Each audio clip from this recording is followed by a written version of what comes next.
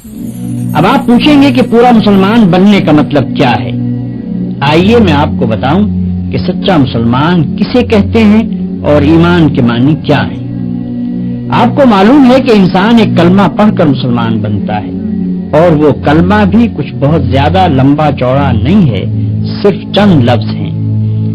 لا الہ الا اللہ محمد الرسول اللہ، اللہ کے سوا کوئی خدا نہیں، محمد اللہ کے رسول ہیں۔ ان الفاظ کو زبان سے ادا کرتے ہی آدمی کچھ سے کچھ ہو جاتا ہے۔ پہلے کافر تھا، اب مسلمان ہو گیا۔ پہلے ناپاک تھا، اب پاک ہو گیا۔ پہلے خدا کے غضب کا مستحق تھا، اب اس کا پیارا ہو گیا۔ پہلے دوزخ میں جانے والا تھا، اب جنت کا دروازہ اس کے لیے کھل گیا۔ اور بات صرف اتنے ہی پر نہیں رہتی، یہ کلمہ ایسی چیز ہے جو غیروں کو ایک دوسرے سے ملا دیتی ہے اور اپنوں کو ایک دوسرے سے کاٹ دیتی ہے۔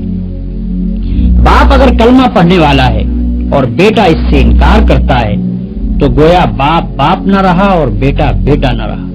باپ کی جائیداد سے اس بیٹے کو ورثہ نہ ملے گا۔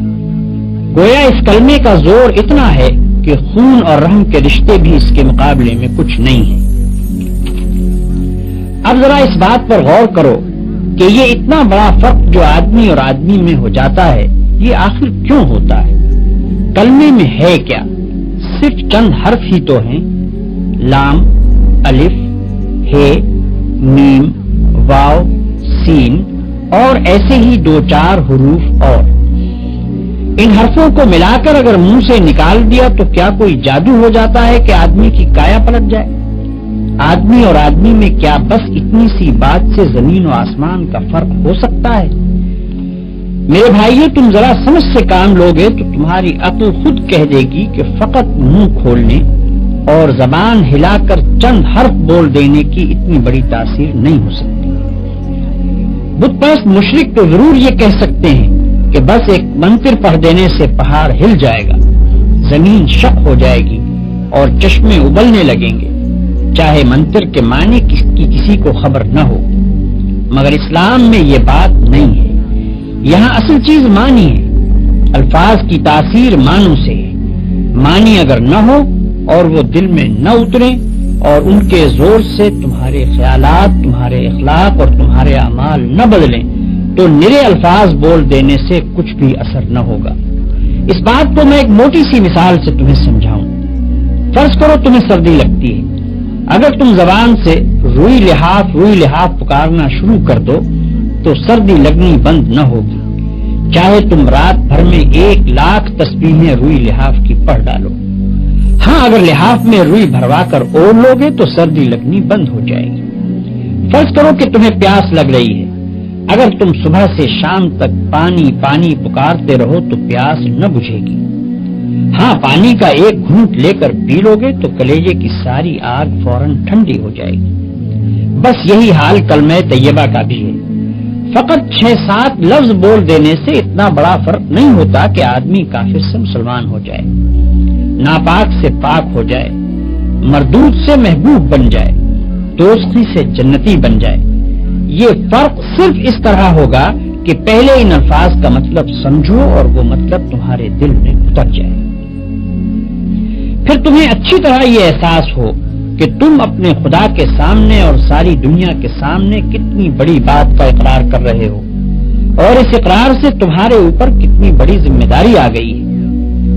پھر یہ سمجھتے ہوئے جب تم نے اقرار کر لیا تو اس کے بعد تمہارے خیالات پر اور تمہاری ساری زندگی پر اس کلمے کا قبضہ ہو جانا چاہیے۔ پھر تم کو اپنے دل و دماغ میں کسی ایسی بات کو جگہ نہ دینی چاہیے جو اس کلمے کے خلاف ہو۔ پھر تم کو ہمیشہ کے لیے بالکل فیصلہ کر لینا چاہیے کہ جو بات اس کلمے کے خلاف ہے وہ جھوٹی ہے اور یہ کلمہ سچا ہے۔ اس کلمے کا اقرار کرنے کے بعد تم کافروں کی طرح آزاد نہیں رہے کہ جو چاہو کرو، بلکہ اب تم پابند ہو اس بات کے کہ یہ کلمہ جو کہے اس کو کرنا پڑے گا اور جس سے وہ منع کرے اس کو چھوڑنا پڑے گا۔ اس طرح کلمہ پڑھنے سے آدمی مسلمان ہوتا ہے، اور اس طرح کلمہ پڑھنے کی وجہ سے آدمی اور آدمی میں اتنا بڑا فرق ہوتا ہے جس کا ذکر میں نے ابھی تم سے کیا۔ اب میں تمہیں بتاؤں کہ کلمے کا مطلب کیا ہے۔ کلمے کے معنی یہ ہیں کہ اللہ کے سوا کوئی اور خدا نہیں ہے اور حضرت محمد صلی اللہ علیہ وسلم اللہ کے رسول ہیں۔ کلمے میں الہ کا جو لفظ آیا ہے اس کے معنی خدا کے ہیں۔ خدا اس کو کہتے ہیں جو مالک ہو، حاکم ہو، خالق ہو، پالنے اور پوسنے والا ہو، دعاؤں کا سننے اور قبول کرنے والا ہو اور اس کا مستحق ہو کہ اس کی عبادت کی جائے۔ اب جو تم نے لا الہ الا اللہ کہا تو اس کے معنی یہ ہوئے کہ اول تو تم نے یہ اقرار کیا کہ یہ دنیا نہ تو بے خدا کے بنی ہے اور نہ ایسا ہی ہے کہ اس کے بہت سے خدا ہوں، بلکہ دراصل اس کا خدا ہے اور وہ خدا ایک ہی ہے اور اس ایک ذات کے سوا خدائی کسی کی نہیں ہے۔ دوسری بات جس کا تم نے کلمہ پڑھتے ہی اقرار کیا وہ یہ ہے کہ وہی ایک خدا تمہارے اور سارے جہان کا مالک ہے، تم اور تمہاری ہر چیز اور دنیا کی ہر شے اس کی ہے۔ خالق وہ ہے، رازق وہ ہے، موت اور زندگی اس کی طرف سے ہے، مصیبت اور راحت بھی اسی کی طرف سے ہے۔ جو کچھ کسی کو ملتا ہے اس کو دینے والا حقیقت میں وہ ہے اور جو کچھ کسی سے چھینا جاتا ہے اس کا چھیننے والا بھی حقیقت میں وہی ہے۔ ڈرنا چاہیے تو اس سے، مانگنا چاہیے تو اس سے، سر جھکانا چاہیے تو اس کے سامنے، عبادت اور بندگی کی جائے تو اس کی، اس کے سوا ہم کسی کے غلام اور بندے نہیں اور اس کے سوا کوئی ہمارا آقا اور حاکم نہیں۔ ہمارا اصلی فرض یہ ہے کہ اسی کا حکم مانے اور اسی کے قانون کی پیروی کریں۔ یہ عہد و پیمان ہے جو لا الہ الا اللہ پڑھتے ہی تم اپنے خدا سے کرتے ہو اور ساری دنیا کو گواہ بنا کر کرتے ہو۔ اس کی خلاف ورزی کرو گے تو تمہاری زبان، تمہارے ہاتھ پاؤں، تمہارا رونگٹا رونگٹا اور زمین اور آسمان کا ایک ایک ذرہ جس کے سامنے تم نے جھوٹا اقرار کیا تمہارے خلاف خدا کی عدالت میں گواہی دے گا، اور تم ایسی بے بسی کے عالم میں وہاں کھڑے ہوگے کہ ایک بھی گواہ تم کو صفائی پیش کرنے کے لیے نہ ملے گا۔ دنیا کی پولیس سے تم اپنا جرم چھپا سکتے ہو، خدا کی پولیس سے نہیں چھپا سکتے۔ دنیا کی پولیس رشوت کھا سکتی ہے، خدا کی پولیس رشوت کھانے والی نہیں۔ دنیا کے گواہ جھوٹ بول سکتے ہیں، خدا کے گواہ بالکل سچے ہیں۔ دنیا کے حاکم بے انصافی کر سکتے ہیں، خدا ایسا حاکم نہیں جو بے انصافی کرے۔ پھر خدا جس جیل میں ڈالے گا اس سے بچ کر بھاگنے کی بھی کوئی صورت نہیں ہے۔ خدا کے ساتھ جھوٹا اقرار نامہ کرنا بہت بڑی بے وقوفی بلکہ سب سے بڑی بے وقوفی ہے۔ جب اقرار کرتے ہو تو خوب سوچ سمجھ کر کرو اور اس کو پورا کرو، ورنہ تم پر کوئی زبردستی نہیں ہے کہ خواہ مخواہ زبانی ہی اقرار کر لو، کیونکہ خالی خولی زبانی اقرار محض بیکار ہے۔ لا الہ الا اللہ کہنے کے بعد تم محمد رسول اللہ کہتے ہو، اس کے معنی یہ ہے کہ تم نے یہ تسلیم کر لیا کہ محمد صلی اللہ علیہ وسلم ہی وہ پیغمبر ہیں جن کے ذریعے سے خدا نے اپنا قانون تمہارے پاس بھیجا ہے۔ خدا کو اپنا آقا اور شہنشاہ مان لینے کے بعد یہ معلوم ہونا ضروری تھا کہ اس شہنشاہ کے احکام کیا ہیں۔ ہم کون سے کام کریں جن سے وہ خوش ہوتا ہے اور کون سے کام نہ کریں جن سے وہ ناراض ہوتا ہے، کس قانون پر چلنے سے وہ ہم کو بخشے گا اور اس کی خلاف ورزی کرنے پر وہ ہم کو سزا دے گا۔ یہ سب باتیں بتانے کے لیے خدا نے محمد صلی اللہ علیہ وسلم کو اپنا پیغمبر مقرر کیا۔ آپ صلی اللہ علیہ وسلم کے ذریعے سے اپنی کتاب ہمارے پاس بھیجی اور آپ نے خدا کے حکم کے مطابق زندگی بسر کر کے ہم کو بتا دیا کہ مسلمانوں کو اس طرح زندگی بسر کرنی چاہیے۔ بس جب تم نے محمد رسول اللہ کہا تو گویا اقرار کر لیا کہ جو قانون اور جو طریقہ حضور صلی اللہ علیہ وسلم نے بتایا ہے تم اسی کی پیروی کرو گے، اور جو قانون اس کے خلاف ہے اس پر لعنت بھیجو گے۔ یہ اقرار کرنے کے بعد اگر تم نے حضور صلی اللہ علیہ وسلم کے لائے ہوئے قانون کو چھوڑ دیا اور دنیا کے قانون کو مانتے رہے تو تم سے بڑھ کر جھوٹا اور بے ایمان کوئی نہ ہوگا، کیونکہ تم یہی اقرار کر کے تو اسلام میں داخل ہوئے تھے کہ محمد صلی اللہ علیہ وسلم کا لایا ہوا قانون حق ہے اور اسی کی تم پیروی کرو گے۔ اسی اقرار کی بدولت تو تم مسلمانوں کے بھائی بنے، اسی کی بدولت تم نے باپ سے ورثہ پایا، اسی کی بدولت ایک مسلمان عورت سے تمہارا نکاح ہوا، اسی کی بدولت تمہاری اولاد تمہاری جائز اولاد بنی، اور اگر ان سب کے باوجود تم نے اپنا اقرار توڑ دیا تو اس سے بڑھ کر دنیا میں کون سی بے ایمانی ہو سکتی ہے؟ اگر تم لا الہ الا اللہ محمد الرسول اللہ کے معنی جانتے ہو اور جان بوجھ کر اس کا اقرار کرتے ہو تو تم کو ہر حال میں خدا کے قانون کی پیروی کرنی چاہیے، خواہ اس کی پیروی پر مجبور کرنے والی کوئی پولیس اور عدالت اس دنیا میں نظر نہ آتی۔ جو شخص یہ سمجھتا ہے کہ خدا کی پولیس اور فوج اور عدالت اور جیل کہیں موجود نہیں ہے، اس لیے اس کے قانون کو توڑنا آسان ہے، اور گورنمنٹ کی پولیس، فوج، عدالت اور جیل موجود ہے، اس لیے اس کے قانون کو توڑنا مشکل ہے، ایسے شخص کے متعلق میں صاف کہتا ہوں کہ وہ لا الہ الا اللہ محمد الرسول اللہ کا جھوٹا اقرار کرتا ہے، اپنے خدا کو، ساری دنیا کو، تمام مسلمانوں کو اور خود اپنے نفس کو دھوکہ دیتا ہے۔ بھائیوں اور دوستو، ابھی میں نے تمہارے سامنے کلمہ طیبہ کے معنی بیان کیے ہیں۔ اب اسی سلسلے میں ایک اور پہلو کی طرف تم کو توجہ دلاتا ہوں۔ تم اقرار کرتے ہو کہ اللہ تمہارا اور ہر چیز کا مالک ہے۔ اس کے کیا معنی ہے؟ اس کے معنی یہ ہیں کہ تمہاری جان تمہاری اپنی نہیں، خدا کی ملک ہے۔ تمہارے ہاتھ اپنے نہیں، تمہاری آنکھیں اور تمہارے کان اور تمہارے جسم کا کوئی عضو تمہارا اپنا نہیں۔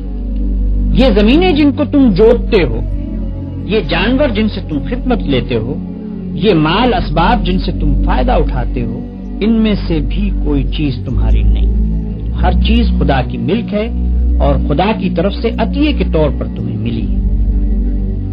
اس بات کا اقرار کرنے کے بعد تمہیں یہ کہنے کا کیا حق ہے کہ جان میری ہے، جسم میرا ہے، مال میرا ہے اور فلاں چیز میری ہے؟ دوسرے کو مالک کہنا اور پھر اس کی چیز کو اپنی قرار دینا بالکل ایک لغو بات ہے۔ اگر در حقیقت یہ بات سچے دل سے مانتے ہو کہ ان سب چیزوں کا مالک خدا ہی ہے تو اس سے دو باتیں خود بخود تم پر لازم ہو جاتی ہیں۔ ایک یہ کہ جب مالک خدا ہے اور اس نے اپنی ملکیت امانت کے طور پر تمہارے حوالے کی ہے تو جس طرح مالک کہتا ہے اسی طرح ان چیزوں سے کام لینا چاہیے۔ اس کی مرضی کے خلاف ان سے کام لیتے ہو تو دھوکہ بازی کرتے ہو۔ تم اپنے ان ہاتھوں اور پاؤں کو بھی اس کی پسند کے خلاف ہلانے کا حق نہیں رکھتے۔ تم ان آنکھوں سے بھی اس کی مرضی کے خلاف دیکھنے کا کام نہیں لے سکتے۔ تم کو اس پیٹ میں بھی کوئی ایسی چیز ڈالنے کا حق نہیں ہے جو اس کی مرضی کے خلاف ہو۔ تمہیں ان زمینوں اور ان جائیدادوں پر بھی مالک کے منشا کے خلاف کوئی حق حاصل نہیں ہے۔ تمہاری بیویاں جن کو تم اپنی کہتے ہو اور تمہاری اولاد جن کو تم اپنی کہتے ہو، یہ بھی صرف اس لیے تمہاری ہیں کہ تمہارے مالک کی دی ہوئی ہے، لہذا تم کو ان سے بھی اپنی خواہش کے مطابق نہیں بلکہ مالک کے حکم کے مطابق ہی برتاؤ کرنا چاہیے۔ اگر اس کے خلاف کرو گے تو تمہاری حیثیت غاصب کی ہوگی۔ جس طرح دوسرے کی زمین پر قبضہ کرنے والے کو تم کہتے ہو کہ وہ بے ایمان ہے، اسی طرح اگر خدا کی دی ہوئی چیزوں کو تم اپنا سمجھ کر اپنی مرضی کے مطابق استعمال کرو گے یا خدا کے سوا کسی اور کی مرضی کے مطابق ان سے کام لوگے تو وہی بے ایمانی کا الزام تم پر بھی آئے گا۔ اگر مالک کی مرضی کے مطابق کام کرنے میں کوئی نقصان ہوتا ہے تو ہوا کرے، جان جاتی ہے تو جائے، ہاتھ پاؤں ٹوٹتے ہیں تو ٹوٹے، اولاد کا نقصان ہوتا ہے تو ہو، مال و جائیداد برباد ہو تو ہوا کرے، تمہیں کیوں غم ہو؟ جس کی چیز ہے وہی اگر نقصان پسند کرتا ہو تو اس کو حق ہے۔ ہاں، اگر مالک کی مرضی کے خلاف تم کام کرو اور اس میں کسی چیز کا نقصان ہو تو بلا شبہ تم مجرم ہو، کیونکہ دوسرے کے مال کو تم نے خراب کیا۔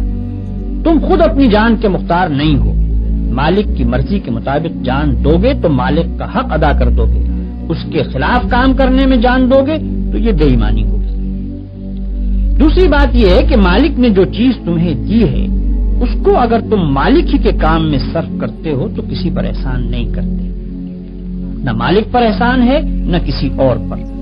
تم نے اگر اس کی راہ میں کچھ دیا یا کچھ خدمت کی یا جان دے دی جو تمہارے نزدیک بہت بڑی چیز ہے تب بھی کوئی احسان کسی پر نہیں کیا۔ زیادہ سے زیادہ جو کام تم نے کیا وہ بس اتنا ہی تو ہے کہ مالک کا حق جو تم پر تھا وہ تم نے ادا کر دیا۔ یہ کون سی ایسی بات ہے جس پر کوئی پھولے اور فخر کرے اور یہ چاہے کہ اس کی تعریفیں کی جائیں اور یہ سمجھے کہ اس نے کوئی بہت بڑا کام کیا ہے جس پر اس کی بڑائی تسلیم کی جائے؟ یاد رکھو کہ سچا مسلمان مالک کی راہ میں کچھ خرچ کرنے یا کچھ خدمت کرنے کے بعد پھولتا نہیں ہے، بلکہ خاکساری اختیار کرتا ہے۔ فخر کرنا کار خیر کو برباد کر دیتا ہے۔ تعریف کی خواہش جس نے کی اور اس کی خاطر کوئی کار خیر کیا، وہ خدا کے ہاں کسی اجر کا مستحق نہ رہا، کیونکہ اس نے تو اپنے کام کا معاوضہ دنیا ہی میں مانگا اور یہیں اس کو مل بھی گیا۔ بھائیو، اپنے مالک کا احسان دیکھو کہ اپنی چیز تم سے لیتا ہے اور پھر کہتا ہے کہ یہ چیز میں نے تم سے خریدی ہے اور اس کا معاوضہ میں تمہیں دوں گا۔ اللہ اکبر! اس شان جود و کرم کا بھی کوئی ٹھکانہ ہے؟ قرآن میں ارشاد ہوتا ہے کہ ان اللہ اشتری من المؤمنین انفسهم واموالهم بان لهم الجنہ، اللہ نے ایمانداروں سے ان کی جانیں اور ان کے مال خرید لیے ہیں اس معاوضے میں کہ ان کے لیے جنت ہے۔ یہ تو مالک کا برتاؤ تمہارے ساتھ ہے، اب ذرا اپنا برتاؤ بھی دیکھو۔ جو چیز مالک نے تم کو دی تھی اور جس کو مالک نے پھر تم سے معاوضہ دے کر خرید بھی لیا، اس کو غیروں کے ہاتھ بیچتے ہو، نہایت ذلیل معاوضے لے لے کر بیچتے ہو۔ وہ مالک کی مرضی کے خلاف تم سے کام لیتے ہیں اور تم یہ سمجھ کر ان کی خدمت کرتے ہو کہ گویا رازق وہ ہیں۔ تم اپنے دماغ بیچتے ہو، اپنے ہاتھ پاؤں بیچتے ہو، اپنے جسم کی طاقتیں بیچتے ہو اور وہ سب کچھ بیچتے ہو جس کو خدا کے باغی خریدنا چاہتے ہیں۔ اس سے بڑھ کر بد اخلاقی اور کیا ہو سکتی ہے؟ بیچی ہوئی چیز کو بیچنا قانونی اور اخلاقی جرم ہے۔ دنیا میں اس پر دغابازی اور فریب دہی کا مقدمہ چلایا جاتا ہے۔ کیا تم سمجھتے ہو کہ خدا کی عدالت میں اس پر مقدمہ نہیں چلایا جائے گا؟